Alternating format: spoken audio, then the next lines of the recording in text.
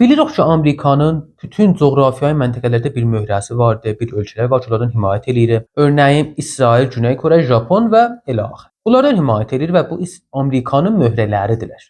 Amma niyə ki, Amerikanın möhrəsi olur? Amerika əlləşir ki, bir dənə nəqş oynasın. O da polis cahanıdır. Nəqş jandarmeriya cahanı istəyir oynasın.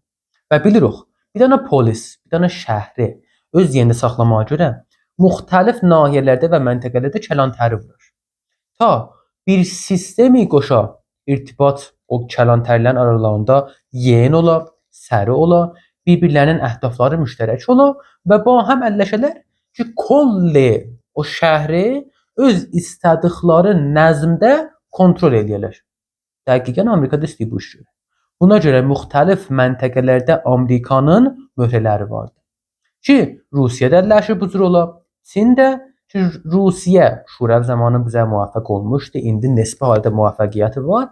Çində çətin muvaffəq ola bilər. Çünki Çinlilərin fərhəngləri yemir o birisi dünyanın yerləri ilə. İndi görürük Çin yavaş-yavaş texnologiya sarı gedir.